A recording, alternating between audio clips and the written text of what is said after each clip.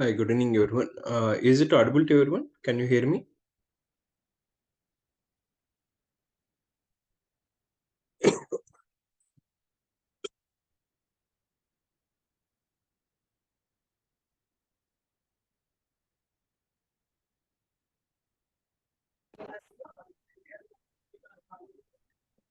Yeah, good evening. Good evening, everyone. Thank you. Yes, before understanding today's concept, let's try to recollect it, which we had it yesterday, and then we'll continue. Yes, yesterday, on the normal EC2 instance, how do we install the database and how do we access the database? And how do you that list of all the databases are available? Yeah, so this was the one like indirectly we can say this is the manual activity on the on-premises the system point of view. If you have those like or if you need the database, they're using MariaDB. How do we install it and how do we start it? And yes, what is the database server? What is the database client? And what is the database name? So these are all some points which we are trying to understand it, right? The main total the 5 properties that is required to access the database. Is what are those 5 properties?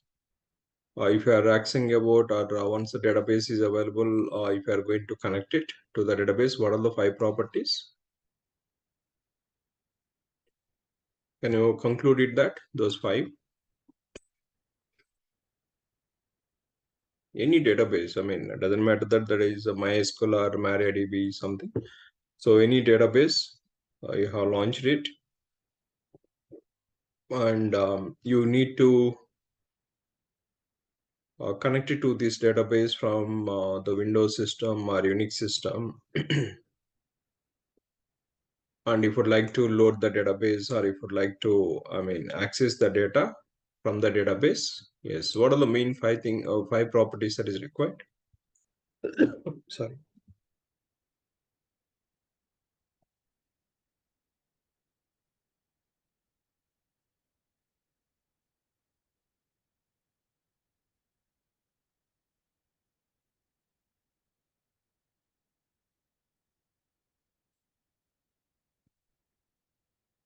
Yeah, first, which we need it like IP address or the listener name of the database, then port of the database. So what is the default port of MySQL?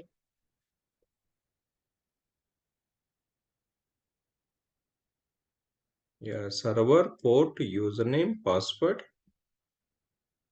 And yes, one more point which you have this is DB name, database name as well as. Yeah, the database name also as this client to load the data. That is to create like, I mean, to update the schemas. That's like in which database do you want to load the data? Or reading the data, or loading the data, or updating the data, or deleting the data. So the DB name is also the required. Yeah, IP address or listener, port number, database name, and then user, the password. So they're all like the properties that is required as a client to connect it to the database server and to load the schema. Yeah, that's we were trying to understand it yesterday with the MariaDB this side, and here MySQL is a client. So is it clear about that? Those points? Yeah, I see this like a, that two members they have done this activity. What about others? Others also have got that exposure about it. The database, one of the important component in the application management.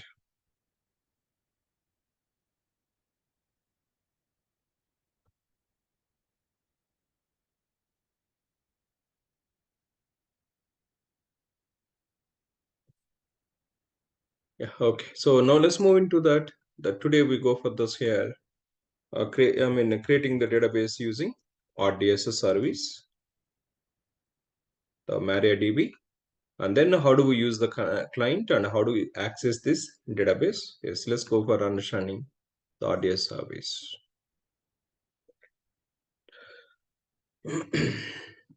Yeah, so which region we are in this? First, let's switch to that the region. So we are doing this in the Mumbai region, or you can create the database in any region. That's about your choice. Yeah. So the first, the make sure that you are in the specific region where you are planning to create a resources. Yeah, that is Mumbai, and here you can go for that service searching for that RDS. Yes, RDS service.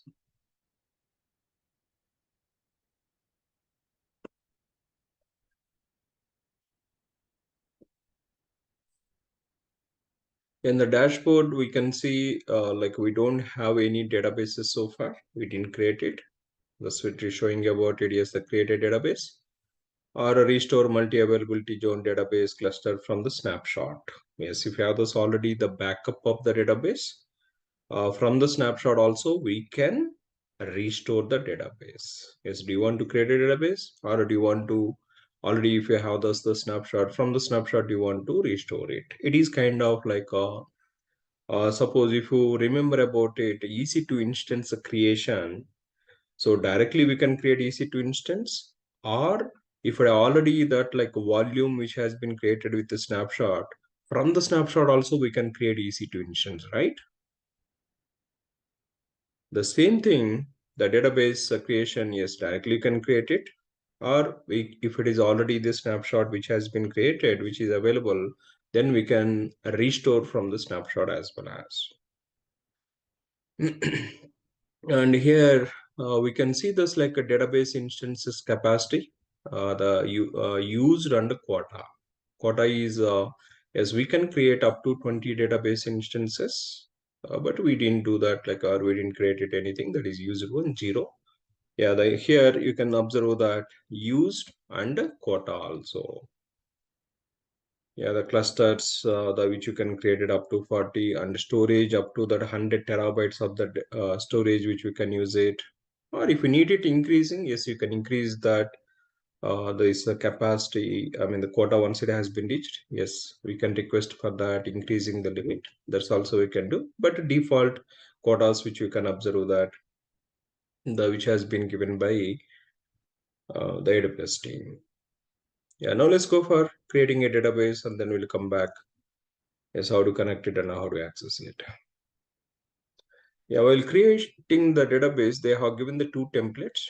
One is a standard way of for creating the resource, like you set this all the configuration options, including for high availability, securities, backups, and maintenance windows which are required. Yes, all that the properties if you would like to use it to define about your database, we can use it the standard create or easy create. Easy created is minimal information that is going to prompt it. So just define the minimal and backend. You see there's like you don't see much options.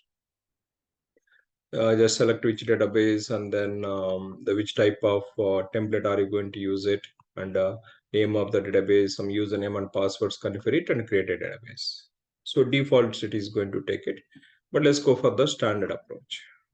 We will try to understand what all the properties are available while creating a database instance. Yeah, the standard use it. And here, yes, you if you observe that engine options, yes, which engine is required? That means which type of database that is required for us. But in the type of databases, yes, you see that like Aurora we have Aurora MySQL compatible or Aurora like a PostgreSQL compatibility. Yeah, they're all like AWS proprietary one which is available. But what about this Aurora? I'll come back to that. But this is a licensed version and more optimized one compared with that like a normal MySQL and a normal PostgreSQL. Yes. So now you see that two engines already we have other engines also MySQL and PostgreSQL. And we have Aurora MySQL and Aurora PostgreSQL. But these two are licensed and AWS proprietary one and which is high optimization if you need it on the MySQL and PostgreSQL, which you can refer that Aurora based MySQL or PostgreSQL. And the normal like the MySQL is open source license, right? We don't need to pay that any license for it. Yes, normal MySQL or PostgreSQL engines if it is required, we can use it, these two options. But these two are a cluster support we have. So I'll come back giving that in one slide, like the difference between that MySQL and Aurora MySQL. What is the difference of it? Yeah, so we can choose it, the type of the database engine. By yes, we have like MySQL or MariaDB or Oracle database or MS SQL Server or PostgreSQL. Yes, which database that is required? Yes, that's which can be specified that particular engine. So now let me go for using MySQL or MariaDB. Either one of that which you can choose it. Now I'm going to use it the MySQL community. And here, yes, before going to use it, they are giving the some compatibility related issues with the specific database versions. So you need to refer that. And here, the MySQL, which version that's of the database that is required, the MySQL. Yeah, the MySQL up to it has been given that 8 versions, or like a previous versions also you can find it. Yes, which version of the MySQL that you want to install it, version also which you can choose it. Or if you have selected about that MariaDB, yesterday, which we are trying to use it something 10, right? The AMI which are using something 2023, which is given that 10.6.5 something. Yeah, you see this MariaDB, which has having that like a 10 series. That means MySQL, the older versions, if you need it, yes, you can go for the MySQL. Or latest version, if it is required, the MariaDB, we can use it that. Yeah, MySQL and MariaDB almost both are the same. Yeah, let me go for creating MySQL. And yes, which version, that is as per the application specification version which we can choose it. And here you can apply the filters like so versions that support the multi-availability zone DB cluster. Yes, if you're planning that multi-availability zone, what is the multi-availability zone? If you need the primary database instance and standby database instance, standby, and which they are given that two readable standby database instances. As even one primary got failed, the secondary one is going to become as the primary. Yeah, which versions that is supporting that? Yes, you can filter that, the which versions are supporting that multi-availability zone. Yes, if you're planning that to create that this MySQL on multi-availability zone database, yes, we can, if you enable this filter, yes, which version that is supporting that. Then supported version only you need to choose it for the multi-availability zone. Or if you are going to use it like a single cluster, I mean the single database instance without having any the standby mechanism, then you can yes use it any one of the database which is showing that here the versions. And as another option also which they have given in the filter options, show version that support the Amazon RDS optimized the writes. Yes, IO operations which are supporting about it. RDS optimized writes improve write throughput by up to 2 times at no additional cost.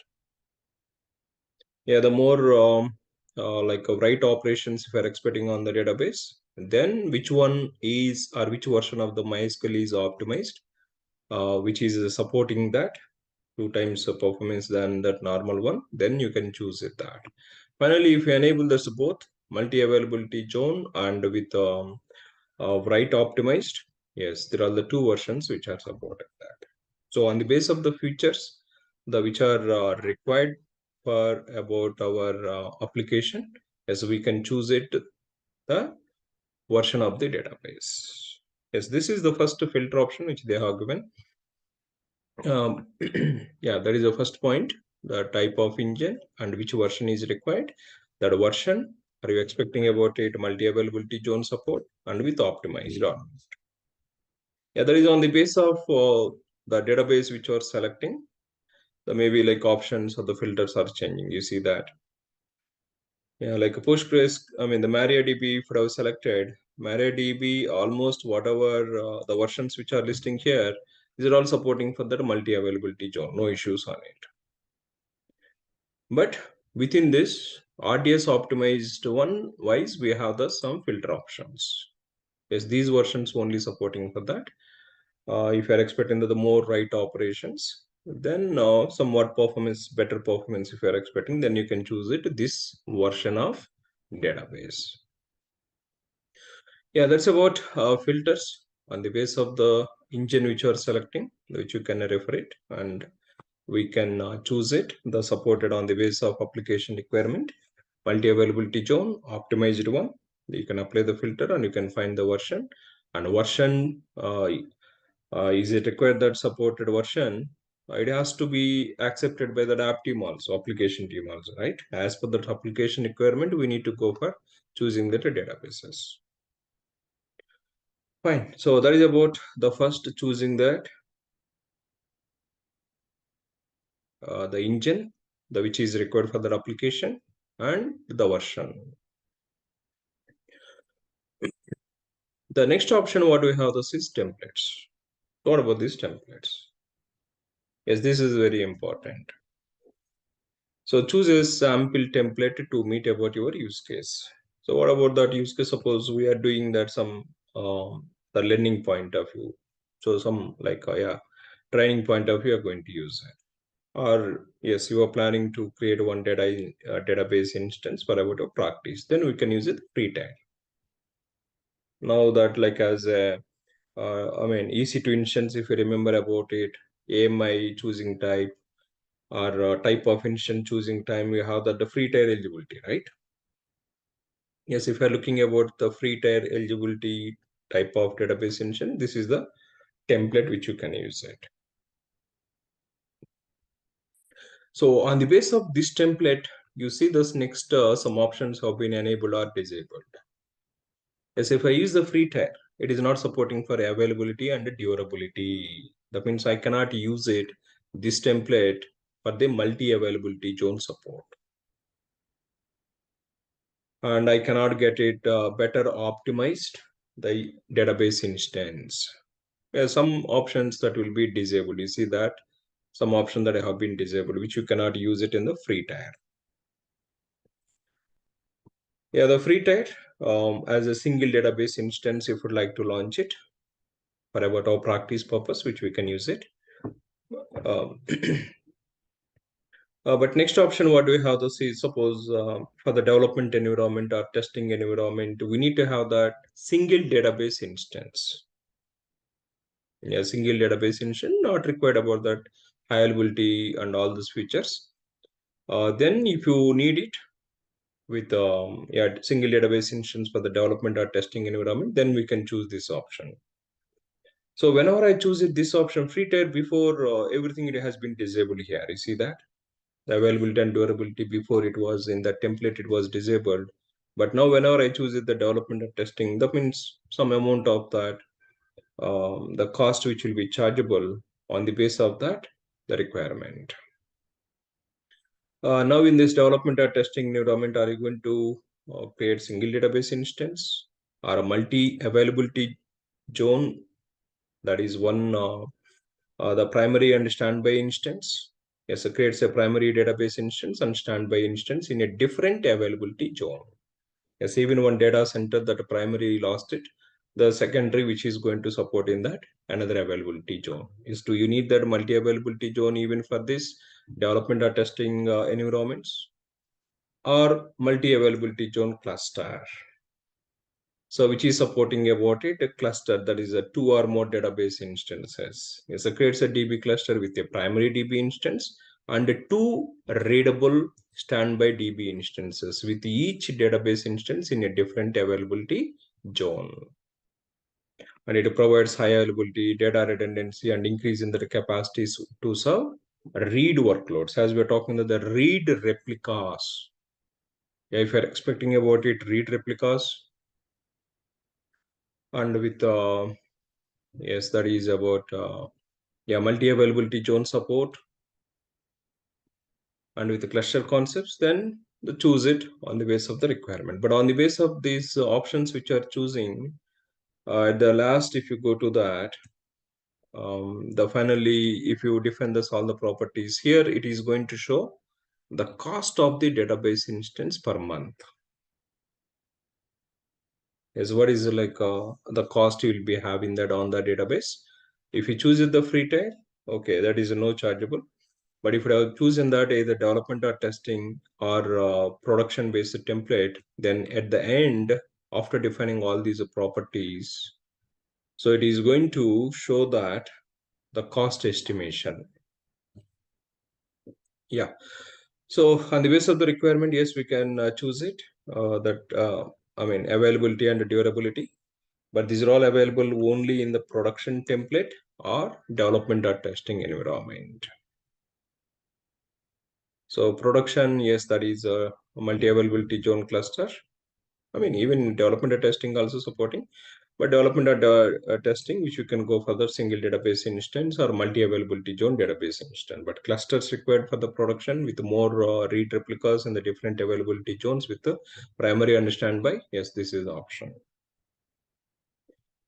Yeah, this option on the base of the templates which you are choosing. Yes, that's the which you can select it as per the requirement. Okay, let me show those first production related options. But anyway, I'm going to create the free tier. I'm not going to use it either one of these two because this will be the chargeable. Even you also can go for that free tier. But remaining options are almost the same. But here, if I use it like a multi-availability zone, so it is going to helpful read and standby instances creation which are required for the primary one. So that is additional features which we can have it. But remaining story free tier like a database, how do we access it or how do we manage it? Activities are the same. Okay, so let's observe that other properties if you have chosen that production or a development or test. Yes, in the settings section, cluster identifier. So how do you want to identify this database? Yes, this is which you can use it. Yes, MySQL database. The name of this identifier. This is not the DB name. DB name is different, but this is about your. I mean, we are creating this database engine is nothing but that engine. How do you identify it? And as we are talking about it, yes, we are creating the database is nothing but to connect to the database the required username and password, right? Yes, after defining this identifier, yes, you can define this now. Username. Do you want to auto-generated password for this user or do you want to set the password? Yeah, so here the credential settings, the to connect to that or to access the database. Yes, username. I'm going to use it. Okay, admin. Let's keep it that. And auto-generate password we don't want. We go for this. Let's define that's the password for this database and confirm that password. Yeah, this is setting about the username and the passwords to the database. And instance configuration. Instance configuration, it is like as a type of instance in the EC2 we have defined it, right? Type of instance. So the same thing here, instance configuration. Do you want to define the standard classes? Includes which is supporting that M type or memory optimized R type of instances. Even that there also we are talking that M type, R type, I type, C type, G type. So we have this difference. So now which instance class that do you want to use it? Yeah, you see there's like a 16 GB RAM, 4 process unit with the M type, the extra large which is supporting that. And the network throughput which is supporting that, this much Mbps that is supporting, like almost 4 GB of the data which you can transfer it. And instance storage, 150 GB of that instance store. Yeah, so we can choose it, the type of database, the type of instance capacity. So which is supporting that here M type are available.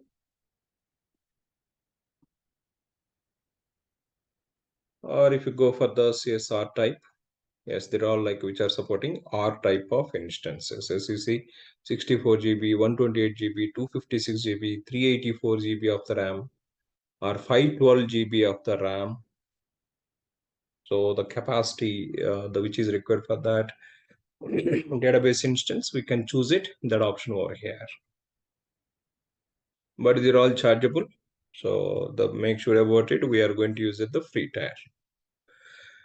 Yeah, type of database instance. So is it, the medium type required, or the RAM optimized one, that is memory optimized one is required? Which one? So that is choosing that. Then storage. Yes, even that, like in the EC2 also we have EBS volume selection. The same thing here. The type of database choosing. But here now we are in that, like which template? Production template. The production optimized instances it is showing. Production optimized instances it is showing. And storage also it is showing that only IOPS based. IOPS like the input and output. But general purpose, normally we have that general purpose SSD volumes also, right? But those are not listing that. So this is as we have selected the template that is listing. I'll come back other template to choosing, and with during the time we'll talk it. So here you can choose it, the IOPS based, and how much storage that is required for the database, the storage capacity. But a maximum, like a minimum which you need to use it 100 GB, and a maximum which you can go for that 65,536 GB. So how much storage that is required for the EC2 instance, and how many IOPS that is required? The minimum value is 1000 IOPS, and the maximum value is 80,000 IOPS. IO operation per second, that you can configure it. Yeah, so IOPS configuration and the amount of the storage, and this is storage auto scaling feature. That's, do you need it or not? But that's a feature is not available here as it is supporting that multi availability zone, the cluster. Yeah, this is about storage, instance configuration, and identifier and credential configuration, and then availability. So that, like the single database instance or multi availability zone, or multi availability zone with a cluster.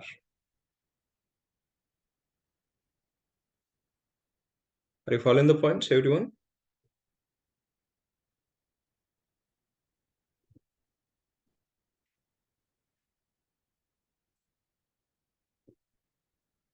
As we were talking this in the PPT, read replicas with that, or multi availability zone, that is a availability with the primary and secondary. Yes, which one is required for about our application? That's, we can choose it and we can go ahead. And connectivity, yes, like do you need that compute resource? Like don't connect to that an EC2 compute resource, or do you want to connect to an EC2 compute resource? Yes, this is providing about it connection properties to connect it to that DB EC2 instance. Yes, not required that, like connecting to an EC2 compute resource. So just go ahead. And VPCs, yes, in which VPC that's do you want to launch it? It is like as the network's configuration point of view, default VPC. For the time you don't have those any VPC which have been created. VPC concepts I'll come back later. Yes, use the default VPC. And subnet group. Subnet group, it is kind of as we're talking about the in which data center does do you want to going to use it. So VPC contains subnet, that is range of IP addresses which are defined in that particular availability zone. But we don't have thus any other subnets. The default which is available from this default VPC, let's use it, that option. And this database, do you want to access the public or private one? Yes, recommended is private one. That is a no, because we use it only from that application to the database accessing or within this network accessing. That's we allow that. But public wise, we cannot access it. So that is recommended. So choose that public access no. But for about our testing and understanding that's how to connect to the database as application point of view, I'm going to use it the public access. But in the real time, we don't use it this public access. So we connect normally from the EC2 instance. Next, I'm going to give one project. During that time, so you'll be having about it from the EC2 instance, how you can access the database. So that's we'll get it. But for the timing this today to demonstrate it, let me use it public access. That is networks, the default VPCs and public access. And as we are talking about security group, yes, EC2 instance is also having that the security group options, right? Firewalls. Yes, which service does do you want to the launch it about it, that service? How do you want to give it, like public access or only particular restricted IP address? Yeah, now we can go for creating a new security group, and you can define this like a security group name. But what is the port that is going to use it for this the security group? As we have selected about that MySQL or MariaDB, what is the port it is going to use it? 3306. Yeah, let me give that. This is a database security group. Some name for it. So it is going to enable for the port 3306. Or if you have those like a custom database port to defining, then you can define this the custom port as well as. But the default port is 3306. And the next database authentication is the password-based authentication. The only option which is available. There are no other options. But I will talk it in the free tier template whenever we choose it. We will get it. You can use it password or IAM user, IAM database authentication. Or do you want to use it password with the Kerberos authentication mechanism? So this is not available for multi-availability zone DB cluster. This is a single database instance which is available. Yeah, for the timing, yes, that is available. Password-based authentication. It's already we have defined username password, right? Yeah, username and password-based. Yeah, database authentication. How do you want to access it? And next one is monitoring options. Yeah, do you want to monitor that, or do you want to collect that metrics of this database? Even the EC2 instance also having that option. Do you want to enable that, the monitoring or not? So that is, if you enable this, that is a chargeable, and which is going to have the more optimized with 1 minute collecting that all the metrics of the database instance from the CloudWatch. Even here also, like if you'd like to see this like a database connections, how many connection that is having this database, and what is the load on the database, do you have any drained connections or not, all those if you'd like to see this performance related statistics on this database, yes, you can enable that the turn on performance insights for all the instances in the cluster.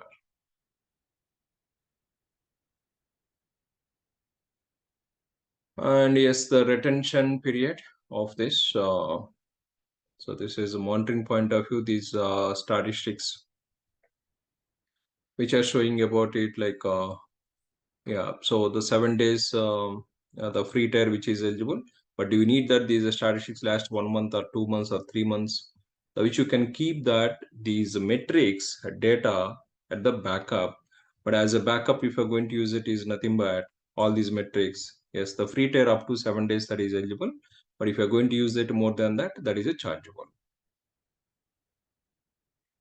So last 1 month, the database strategies, if you need it, then definitely you need to go for 1 month, but which is chargeable. That is on the base of the requirement, the retention period, and key mechanism as authentication based, which you can use it that. And additional configuration, yes, enable enhanced monitoring for all the instances in the cluster. Yes, this is here insights collecting that the performance insights. If you just observe here, if you have enabled this option, then it is going to have the separate option where you can monitor about your database instance. This kind of like a dashboard which is going to providing that. In the dashboard we can get it all the connections, the properties or the connection load on the database instance, the performance insights. And this is detailed monitoring required or not. That is, instead of having that 5 minutes of that data frequency with the CloudWatch and to the instance. So if you enable that enhanced monitoring, is what is the granularity it is using? 60 seconds. That is by default 1 minute. So CloudWatch is going to keep on collecting the metrics, and it is going to update to this analyzer. Yeah, detailed monitoring required or not, but this is the chargeable, and you can define that, yes, every 1 second if it is required. So if you define this less times this granularity, then that is more chargeable. Yeah, detailed monitoring required or not, that's we can select it. And finally, additional configuration, if I was selected database options. So we have this database parameter group, but what about this parameter group? I will talk it in this section, the parameter group. See, as we are talking that we don't have any SSH to the EC2 instance. SSH. But I need to configure some properties of the database, like auto commit required or not, automatically on the database. Or connection size, I need to increase it. Then how to configure that database properties or the configurations where you cannot access with SSH about the database configuration file. But how they have given that option to configure it is use the parameter groups. So this is a parameter group, or we can create about our custom parameter group and we can apply it. That means default settings or the default configuration settings, whatever it is defined in the parameter group, that will be applied to this database instance. Yes, I will talk at this parameter group section. Yes, which parameter group that you want to apply to the database instance. If you have this the custom parameter group for this MySQL database, the custom configuration, first you need to define the parameter group. That's you can apply it. This one you can do later also. Yeah, parameter group applying and a backup. Yes, as we're talking, that's one of the important activities of the database. The taking the backups or the maintenance times, maintenance that is applying the patches. Yeah, here you can define this the backup required or not, automated backups, and if it is required, so automatically the backup which starts about it, and the backup retention period. Yes, how many days that you want to keep that database backup. Automated backups maximum which we can use it up to 35 days only we can store into that. So default 7 days it is showing that, but if we need that up to 35 days, yes, we can define that or maximum number of days that backup can be restored up to that, up to last 35 days max which you can use it, automated backups. But manual backup, yes, you can keep it as long as you need it. But automated backups by default they have given up to max 35 days. Okay, so you are specifying that the backup, fine, but backup and at what time do you want to perform it? Backup window time. Yes, choose a window. Yes, then you can define that at what time do you want to start it and what is the duration that is required to complete the backup. Then during that time, the backup every day or whatever the time you are defining here, start time, every day midnight 12 o'clock. Yes, so as a UTC time zone point of view, 12 o'clock, which will be triggered and it is going to take it half an hour of the time. So normally we define that this is non-peak hours. Yeah, so automated backups, do you need it for about your instance or not? Or if you'd like to take the manual also we can see. So manual, how you can go ahead, and here you can see this like automated backups. Yes, what are like a back once it is enabled, and what are the automated backups? Yes, you can access this or you can view that list of all the automated backups here. And a normal snapshots, yes, which we can create it manual the backup. So that is a snapshot of the database instance. Yes, those snapshots we can observe here or we can access it here. And we can store it these snapshots into that S3. S3 is kind of the storage. EBS, how do we have like a instance level storage? If I'm having that any backup files or PDF files, so any kind of objects if you like to store it, S3. Yeah, you can take the snapshots, and snapshots you can store it in S3 as long as you need it. You can keep the data backup. Yeah, data backups are the very important. Yeah, so they have given manually you can take the backup, or automated backups up to 35 days you can keep it. But automated backup, at what time do you want to perform it? Yeah, schedule the time. Yeah, so this is the backups enabling. And what are the backup you are taking? That backup should be encrypted. That means the data which is there in the EBS volume, you are talking that encryption option as a security point of view. Yes, encryption enabling, that is required or not. Obviously, that is required. And if you're going to use it, encryption option is what is the key that's are you going to use it that, the key specification. And another options, as we are talking, that we don't have any SSH option, but I need to check the logs of the database, or I need to check that errors of the database. So how do you access the log files, or how do you access those error logs, or general logs, or slow query logs? So if you would like to analyze on the troubleshooting point of view about the database logs, yes, you can enable that, and you can export that all these the logs. In the dashboard itself, you can access it. You don't need to log into the system. Yeah, so log types which are required to publish to Amazon CloudWatch. Yes, all these logs that will be stored in the CloudWatch. Then you can go to the CloudWatch and you can access in the dashboard errors identification, or general logs, or slow query logs. So troubleshooting and performance analyzation point of view, if you need these logs, yes, you can export it to the CloudWatch. And finally, as we are talking about the maintenance window, so if you like to not major version updates, minor version updates like security patches, the which are getting on this MySQL the release, but that patches, do you want to apply it automatically by the AWS team or not? We are just instructing what we need it on the database, right? If you just finally concluded all these set of configuration properties which are helping as per about our requirement to define it, backend AWS team is managing for us.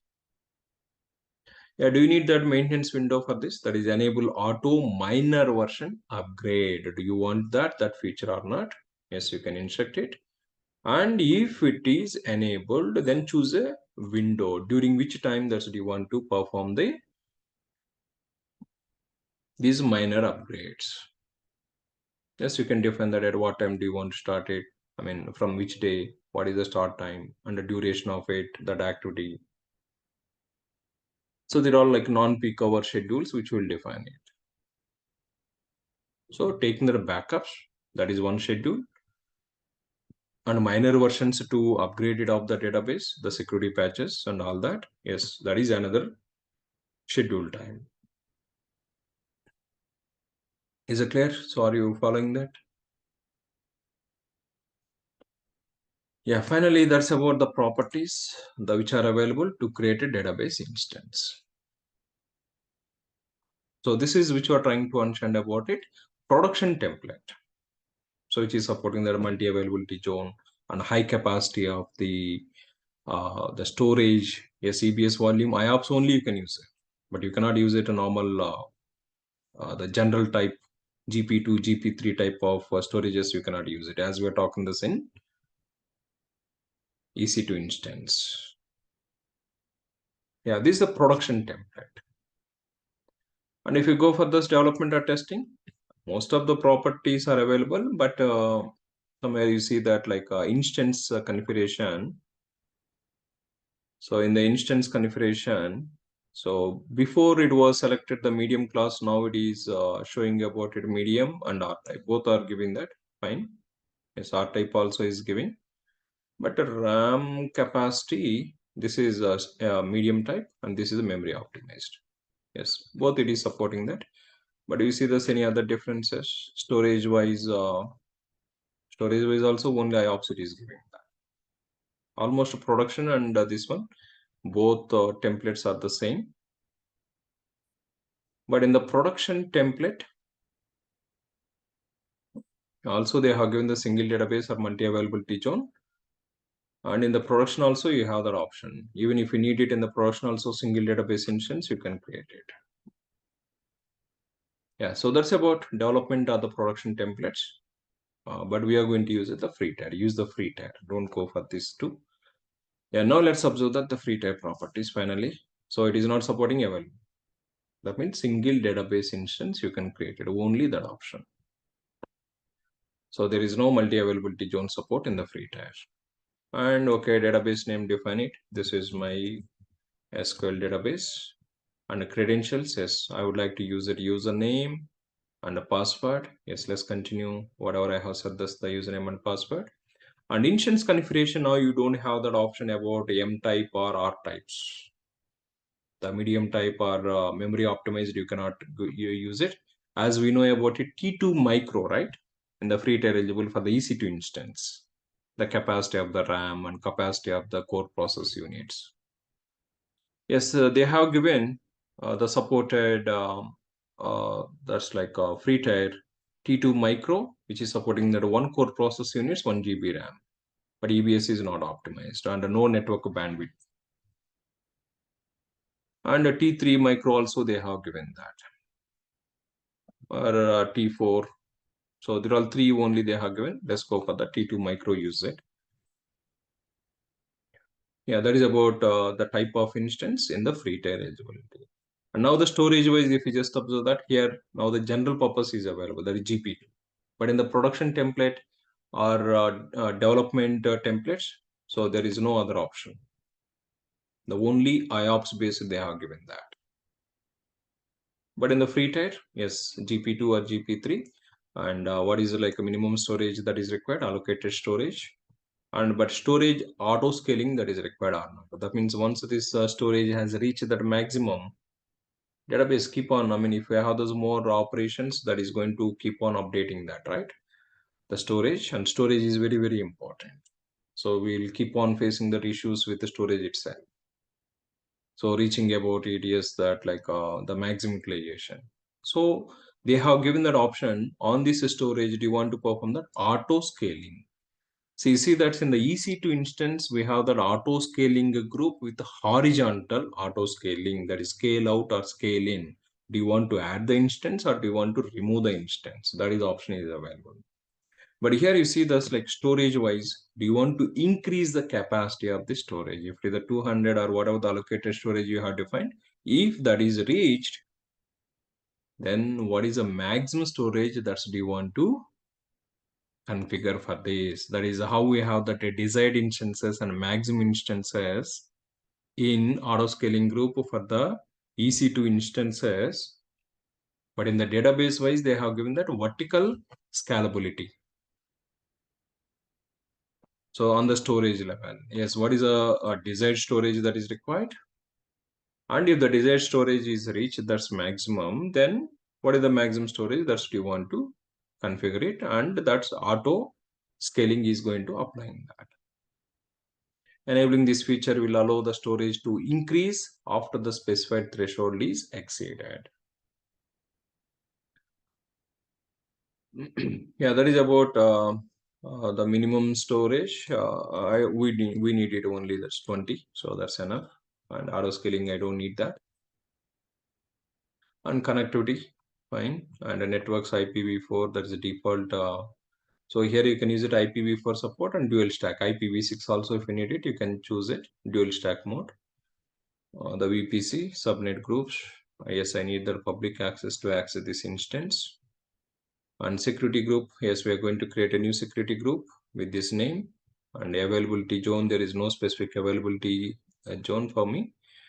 And port number 3306. And database authentication. But here in this free tier, they have given that password based authentication or password, or do you want to use it any IAM based authentication? So that means IAM users and the roles, they can access this database. IAM credentials itself, they can, that username and password, they can use it to access the database. And monitoring, do you need that enhanced monitoring? That is, you see, that's like before we are talking that something performance insights that is available only for the production template and development or testing template, and they didn't give that for the free tier. But if you need that enhanced monitoring, that is with the granularity, you can configure it. But performance insights not giving that. That means dashboards of the database instance, the runtime statistics with the ready-made database, ready-made dashboard, that is not available.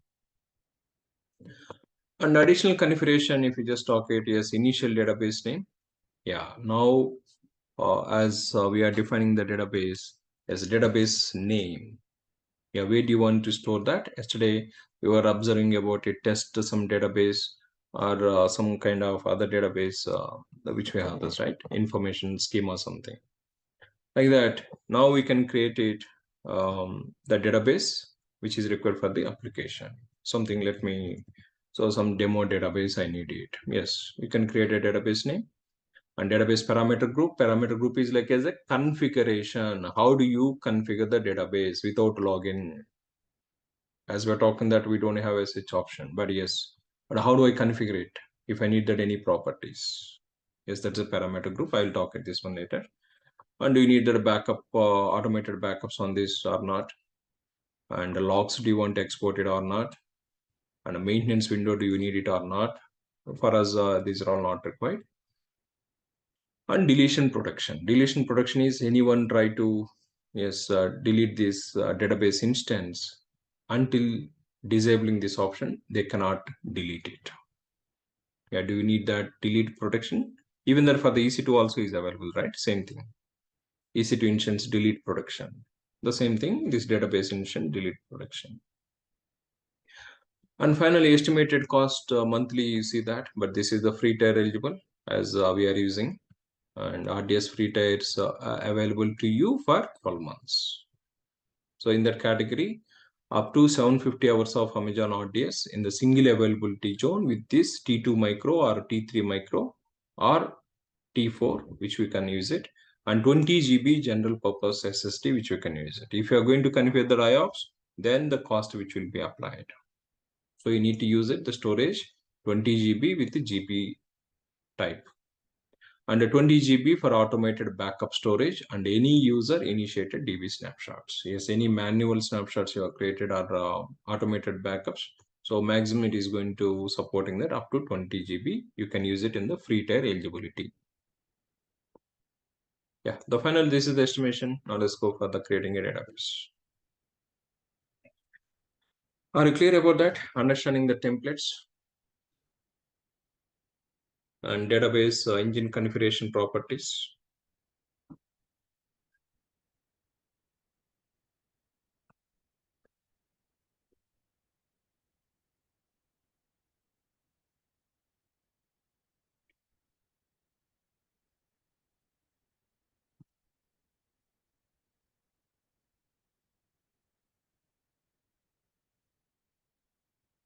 So yesterday we were creating this database instance, that is single one. But if you'd like to create multiple, then you need to refer that MariaDB cluster concepts and how do I create it multiple database instances and how do I configure that primary one and the secondary one. All that documentation we need to refer it MariaDB and we need to configure that. But here by choosing the template, if I have chosen that's like multi-availability zone, okay, maybe the cost is additional, but I don't need to struggle it looking over all the points, right? So the background that is getting creating automatically and that is managing by AWS. Yeah, so now the instance is in the creating mode. T2 micro, and this is launched in this region. And this is the role is we have chosen that instance based. We didn't create any cluster or something.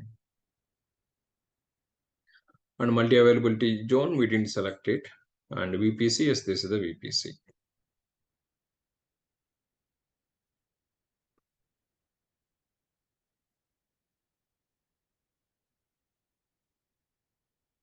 So it takes some time. So let's wait until getting about this. And meanwhile, so you can access this database And let's observe that what all the like different tabs are available here. Yeah, once the database is ready, and yes, you can see this the properties which are configured or which are applied to this database instance.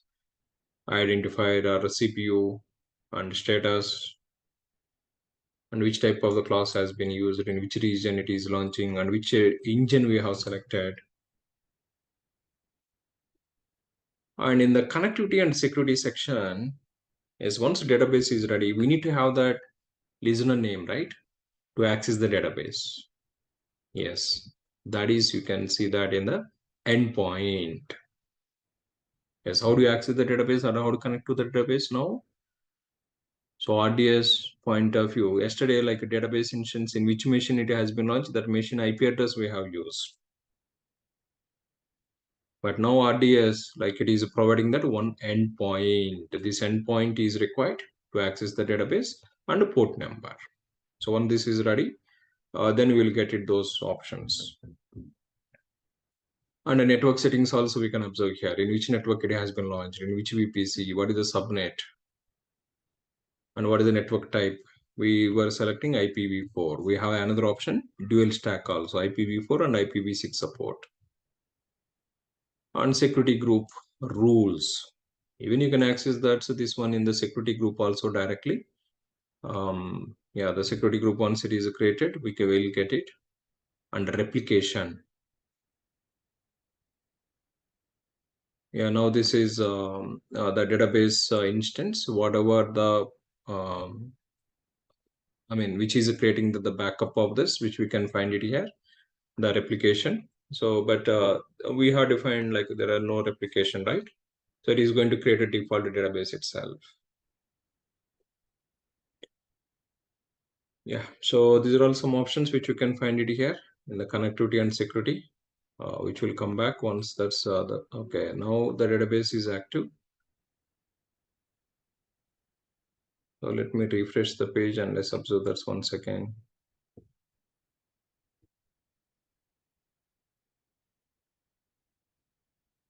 Yeah, now we see this, we got it the endpoint of this database instance, and this is the port 3306. And now it is showing that this database is active. And is it publicly available? Yes. As we were not recommended, this is option.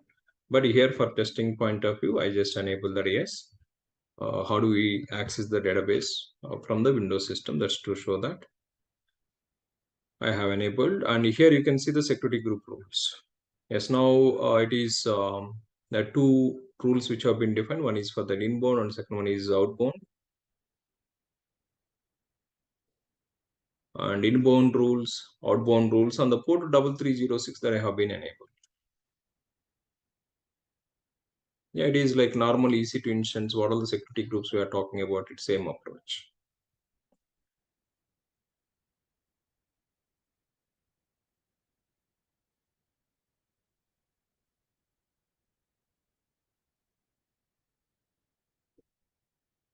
Yeah, so this is the rule on the port number 3306 and source. It is allowing that only from this IP address. As we were understanding /32 is nothing but only from this IP address which you can access.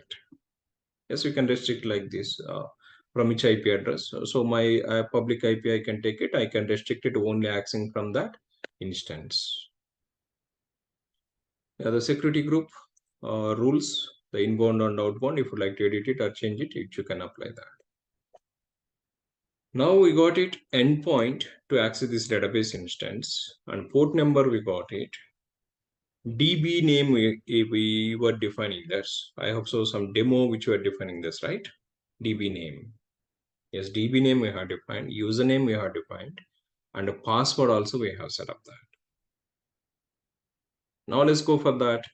Yes, accessing about this database instance. Yeah, now you can see here what is the database name we have defined? Demo.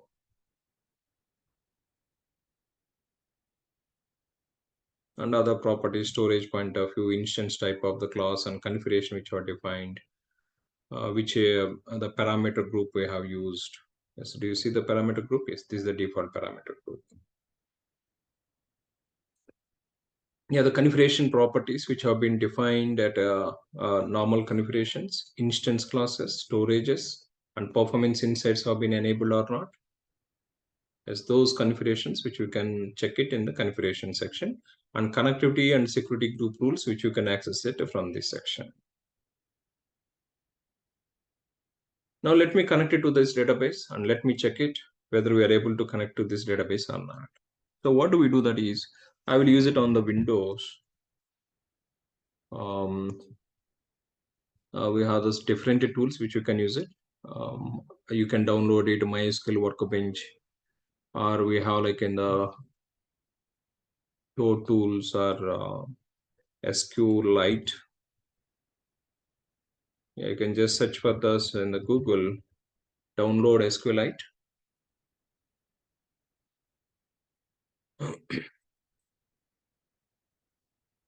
This is one GUI based database connectivity. The tool, it is like as a client, database client.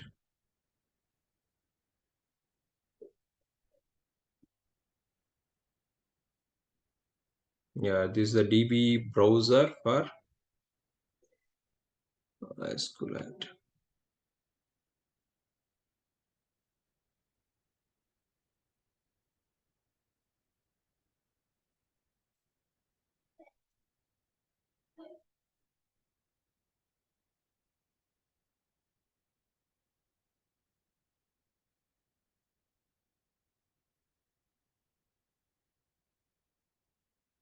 SQLite. Okay, so this is I'll come back to that, or let me find it, the MySQL DB clients.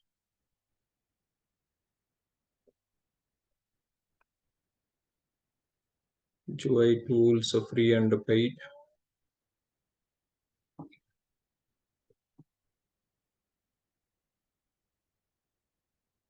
Yeah, MySQL Workbench. This is one tool, and DB Forge Studio on PHP MyAdmin. This is especially in the PHP environments which we use it as a database client. And ADSQL, this is another one, and Toad is another one. So there are like a different tools, the which I am looking about it. One more thing, the SQLite is it.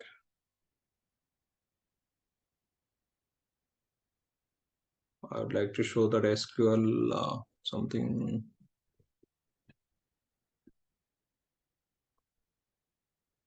DB browser for SQLite. No, I don't want that. The DB browser. SQL int. Okay.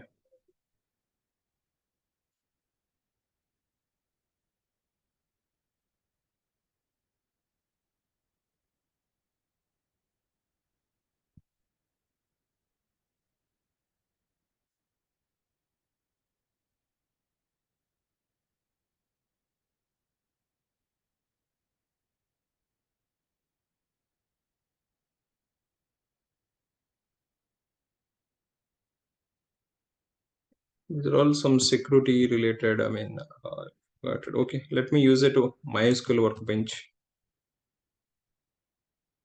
I'd like to show that different tool. Anyway, let me go for that, installing this MySQL Workbench and to connect to that database. This is also GUI based tool. So different tools are available in the market, which you can try to use it. Yeah, so MySQL Workbench version 8.0, and this is for the yes, where we need it for Windows operating system. Yes, choose it the operating system, and let's go for downloading this.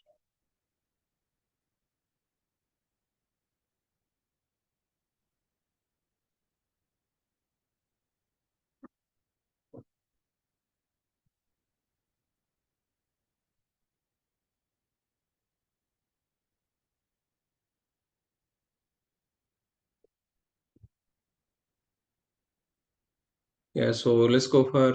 Do you see the screen? Yeah, so let's go for setting up that the MySQL Workbench. So this is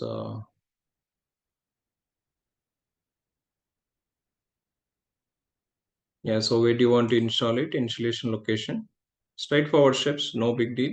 to install this one, but the screen sharing is stopping. Yeah, do you want to complete installation or custom installation? So go for this complete. This is the most disk space required, but anyway, fine. So let's install this.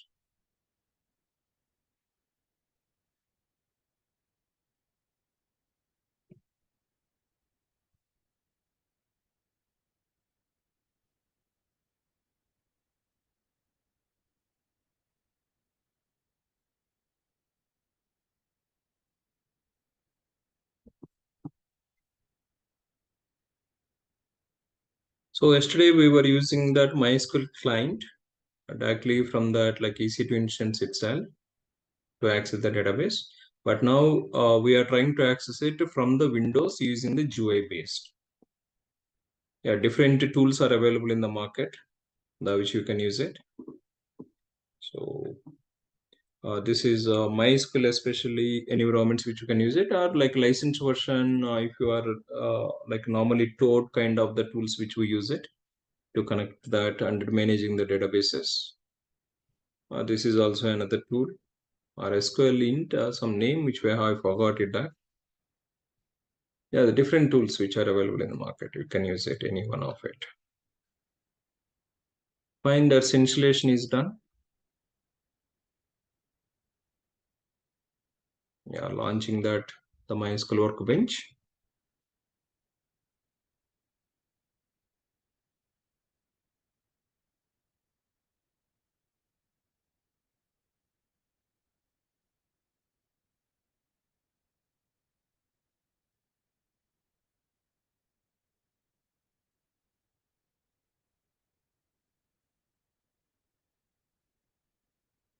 Okay.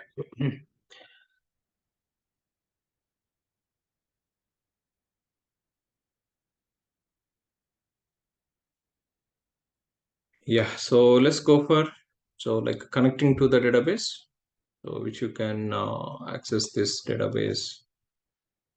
Um, the database is connected to database. So here you can use it, that option.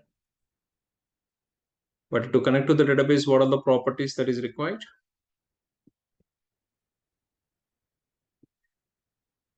So those like main thing, the host name. So this one we can say the send point, and the port number, username, and the password, and a default schema. So where do you want, so do you want to load that any schema for it? Yes, which you can define that. Yes, we have like a MySQL RDS DB, which you would like to connect it. And on the standard, the TCP IP, that's fine. Let me go for, this is the endpoint using that. So what is the endpoint of the database? Do you see the screen, this one? Because the window is getting changed, that is the problem. Let me do one thing.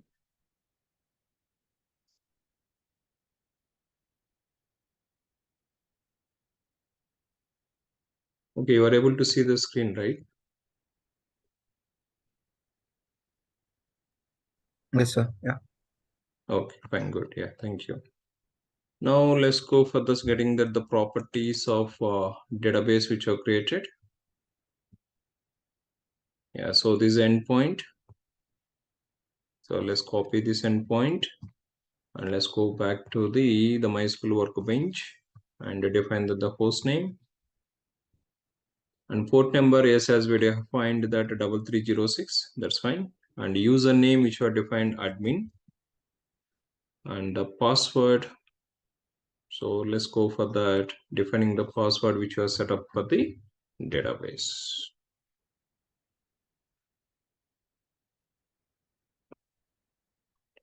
And schema, if you have anything, yes, that's which you can use it. So let's go for that, the connecting to the database.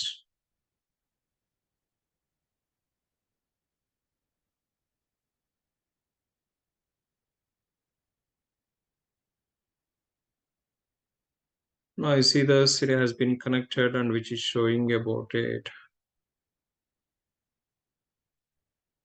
Yeah, now we have successfully connected to the database. And now we see this here, the database which we have this in this database instance. Now, what was like a database which you're creating about it? The demo one. Yes, this is a demo, but we didn't create any tables and we didn't define any views or any stored procedure or functions. We didn't define that. So that is empty, but that is on the basis of application requirement. We can load the schemas. That is, I will talk it later. We have that application one a real-time application. We are going to take it and we are going to work with that. During that time, I'll show this like a schemas loading. That is creating even these databases also. We don't do that the manually, which are required for that application. So this also we can generate it with the schemas, the databases, and the tables, the views. And here this is the query editor. Yes, like as we are talking this yesterday, if you would like to see this, the list of all the databases. Yes, you can define that the query and you can execute the query and show databases. Yes, there are all the databases which are this, and one thing demo which are created just now. But yesterday also in the MySQL, if you remember about it, information schema and some test schemas are available. Like this in this also, so there are like other databases also which have been created. But this is about our custom one. So this is like SQL editor, the where we can run it about our SQL queries and executing of it and storing the data. But there is that much not required. So let's understand it. How do we connect it and how do we access that? But remaining all the tables which are required for that application we use, that is given by that in the schemas format, that is .sql format, and those SQL files which will load into that. Even this one, this is just for understanding of the database. We don't do that the manually working on the database side. So these are all the concepts of finally the SQL scripts, how do we run it or how to connect to the database, that is required in the CI and the CD process. So loading about that, the schemas, so how to define in the Jenkins or how to define through the SQL scripts, that is the final objective. But this is understanding the concepts of it. Is it clear how to access the database? So this is today which we are understanding GUI-based approach, and yesterday which we are observing about it, MySQL client approach. That is a command line. How do you connect to the database? That is from the EC2 instance. If you would like to check it about the database or if you would like to access the database, we can use it. Command line based. And this is the developers which they use it to load the data. Even we also should know it. Yes, how to connect to the database if it is required to run queries with a GUI-based utility. But CI/CD process point of view, SQL scripts, how do we load it to the database?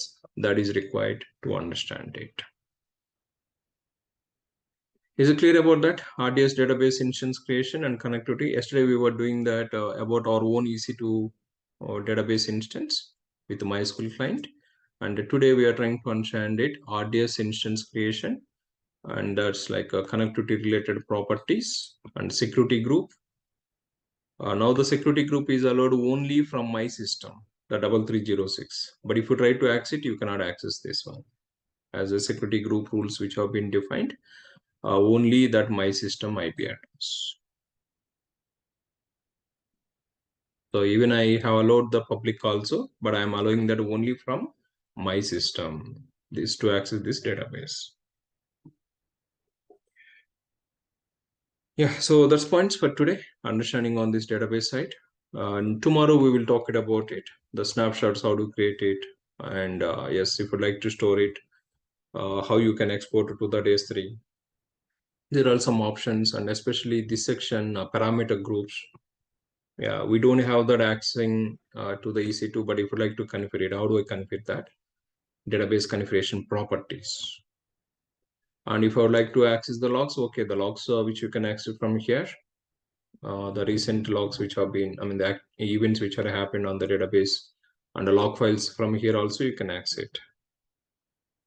As you see, there's error logs, so you can download it or you can watch it. but we don't have any errors so far. So 0 bytes, which is showing that. Yeah, upgrade logs or MySQL error running logs. That's I will show the some options tomorrow, and we'll conclude about the RDS. And if the time permits, we'll start about that next service ES3 Amazon ES3. Is it clear about that? Any queries, questions, please let me know. Here you can see, yes, you can take the snapshot. And as we're talking about it, read replicas. But Aurora based, which is supporting that. Yeah, migrate the snapshot and cluster creation. But what is this Aurora? I will conclude tomorrow also. That's and you can set up the EC2 connection. This one also I will show this tomorrow. What is this EC2 connection from the EC2, how you can connect it. But today, which you are understanding from the Windows GUI based tool, you can use it and you can connect it. Use it MySQL Workbench, or we have I forgot that another tool, the very simple tool and beauty tool. I will give that name also, SQL int or something which is available. SQL editor or something. I forgot it. I'll give that's a tool as well as. So normally which we use it toward the licensed version in the organization, but free type, these are all like open source. MySQL Workbench, these are open source one. Yeah, any queries, questions on this RDS database instance? Are we able to delete that logs and events? Deletion, that like, no, that is an option says not given that. The deletion of this one, but automatically this will be rotated. As we were understanding about it, the log rotations, how many days you can keep it, that rotation based you can configure it. That's true, but like in between, we feel that particular log was able to create using much more space. So in that time, so are we able to delete No, it? no, no, no. That's activities. The point of view explicitly they didn't give that option. Okay, all right. Yeah.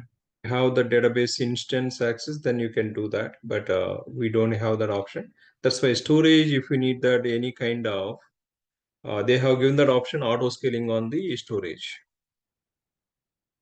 So automatically increasing the size of it. But these things explicitly retention options which are available to manage it about your backups. And beauty what we have is Amazon S3. There is no limit on the Storage. storing of the data. How much you need it? Yes, you can keep on about your objects like that log files. You can keep on uploaded to the S3. Yeah. Thank you. Yeah, no problem.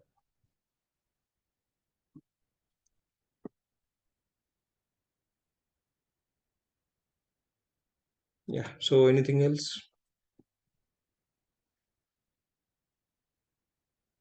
Anyway, tomorrow also we'll conclude it. This one on that. Yes, snapshots taking, how you can take it manually backups, or how you can enable that automated backups even if it is required. Yes, that's options.